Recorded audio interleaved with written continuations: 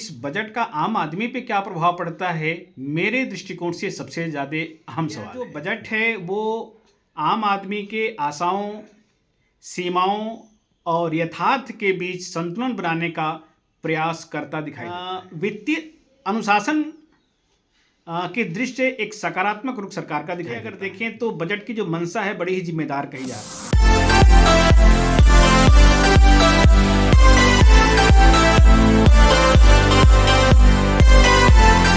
Doctor Rajiv Kumar Gupta, senior assistant professor, department of economics, Deendayal Upadhyay Gorakhpur विश्वविद्यालय गोरखपुर में कार्यरत हूँ। जी सर, आज का जो बजट पेश हुआ है सर, केंद्रीय बजट, एक अर्थशास्त्री के रूप में क्या देखते हैं सर आप? देखिए, चूँकि जो भी बजट सरकार के द्वारा पेश किया जाता है वो पूरी अर्थव्यवस्था के लिए होता है, लेकिन इस बजट का आम आदमी पे क्या प्रभाव पड़ता है, मेरे दृष्टिकोण से सबसे ज़्यादा अहम सवाल है। जी जी। तो इस बजट को मैं आम आदमी के दृष्टिकोण से मैं देखना चाहूँगा। तो यह जो बजट है वो आम आदमी के आशाओं, सीमाओं और यथार्थ के बीच संतुलन बनाने का प्रयास करता दिखाई देता है। जी सर। सरकार ने इस बजट में कुल व्यय को लगभग 53.5 लाख करोड़ रखा है और राजकोषीय जो घाटा है जी जी, जो बड़ा महत्वपूर्ण होता है वो जीडीपी के लगभग 4.3% तक सीमित रखने का लक्ष्य रखा। जी जी। अब बात आती है कि आम आदमी पर इसका क्या प्रभाव पड़ेगा।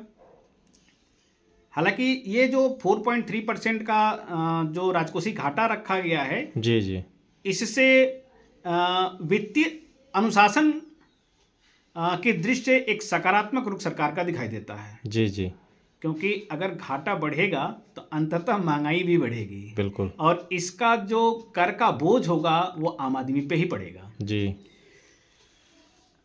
इस दृष्टि अगर देखें तो बजट की जो मंशा है बड़ी ही जिम्मेदार कही जा सकती है। जी। आम आदमी के लिए एक बहुत ही बड़ा प्रत्यक्ष प्रश्न होता है कि उसकी जेब पर इसका क्या असर पड़ेगा। हर आदमी देखता है बजट का हमारी जेब पर क्या असर पड़ेगा। जी जी। तो हर आदमी अपनी जेब की तुलना टैक्स स्लेब से करता है। बिल्कुल। तो जो टैक्स स्लेब है उसमें कोई बदलाव नहीं किया गया है। जी। तो मैं इसको दो रूपों में देखता हूँ। कोई बदलाव नहीं किया गया है, इसका मतलब ये है कि टैक्स की दरें बढ़ाई नहीं गई हैं जो आम आदमी को राहत देने वाला है। अगर वही गवर्नमेंट बढ़ा देती तो परेशानी हो जाती, लेकिन दूसरी तरफ देश में महंगाई भी है और इस महंगाई की मार से बचने के लिए गवर्नमेंट को टैक्स स्लेब में थोड़ा परिवर्तन जरूर करना चाहिए था। जी जी। जो कि नहीं किया तो ये निराशाजनक है। जी।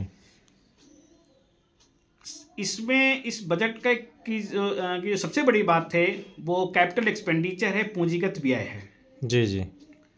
और इसको बढ़ा करके लगभग 12.2 लाख करोड़ किया गया है।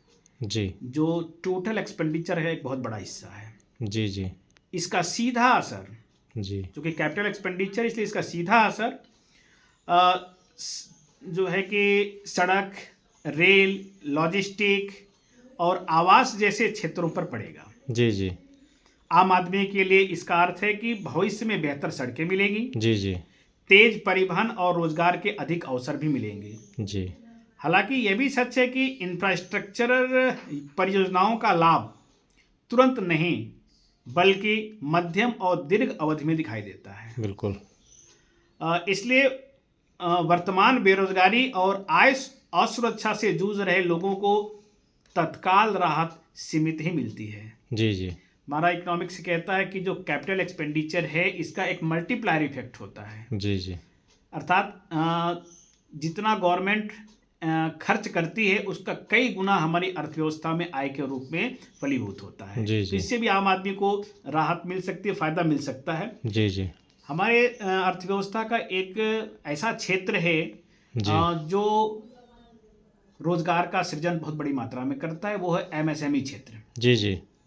और इसके लिए गवर्नमेंट ने जो 10,000 करोड़ रुपए का ग्रोथ फंड और आसान ऋण व्यवस्था की घोषणा की है निश्चित रूप से वो सकारात्मक है, सराहनीय है। एमएसएमई क्षेत्र में जो घोषणाएं की गई हैं, यदि इसको ज़मीनी स्तर पर प्रभावी ढंग से लागू किया जाता है तो जो स्वरोजगार है और छोटे उद्यमी हैं उनको संबल मिलेगा जी। लेकिन मेरा जहाँ तक मानना है, पिछला जो अनुभव है ये बताता है कि कई ऐसी योजनाएं कागजों में तो अच्छी दिखती हैं पर जटिल प्रक्रियाओं और बैंकिंग शर्तों के कारण आम उद्यमी तक पूरी तरह नहीं पहुंच पाती है। सरकार को इस पर, इसके क्रियान्वयन पर विशेष ध्यान देना होगा। बिल्कुल। और जहाँ तक आम आदमी की बात करें तो स्वास्थ्य और शिक्षा ये भी उसके लिए बड़ी महत्वपूर्ण होती है जी। और इस बजट में इस पर खर्च बढ़ाने की बात की गई है जी जी। लेकिन अगर देखें तो जो कुल बजट अनुपात है वो अपेक्षाकृत सीमित ही है जी जी। एनईपी में बात की गई थी लगभग 6% एजुकेशन पे एक्सपेंडिचर का, लेकिन गवर्नमेंट ने अभी इस बजट में उतना एक्सपेंडिचर एजुकेशन सेक्टर पे नहीं कर पाई है। यानी अभी भी 3% के लगभग ही एजुकेशन सेक्टर पे गवर्नमेंट का इस बजट में खर्च है, जो कि कम है, क्योंकि एजुकेशन किसी भी अर्थव्यवस्था की एक आधारशिला होती है, उसको और मजबूत करने की आवश्यकता है, जो इस बजट में थोड़ी कमी हमें दिखाई दे रही है जी जी। और स्वास्थ्य की जहाँ तक बात करें तो गवर्नमेंट ने इसको प्राथमिकता दिया है और ये भी सराहनीय है। तो कुल मिलाकर के अगर बात करें इस बजट की तो आम आदमी के लिए न तो ये अत्यधिक लोक लुभावन है जी जी, और न ही पूरी तरह निराशाजनक। बिल्कुल, यह एक विकासोन्मुख लेकिन अपेक्षाकृत सतर्क बजट है जो भविष्य की नींव मजबूत करने पर जोर देता है जी जी। यदि मेरे दृष्टिकोण से इस बजट को देखा जाए तो तत्काल महंगाई राहत देने वाला ये नहीं है जी। कर सुधार और सामाजिक क्षेत्र में और अधिक निवेश की गुंजाइश अभी भी बनी हुई है जी जी, जो इस बजट में ध्यान देना चाहिए था। फिर भी यदि मैं फिर कहता हूं कि जो भी घोषणा इस बजट में की गई है, अगर उसे पारदर्शी और दक्ष तरीके से लागू की जाती है, दक्षता के साथ लागू की जाती है, तो यह बजट धीरे धीरे आम नागरिक के जीवन में सकारात्मक बदलाव जरूर लाएगा। धन्यवाद।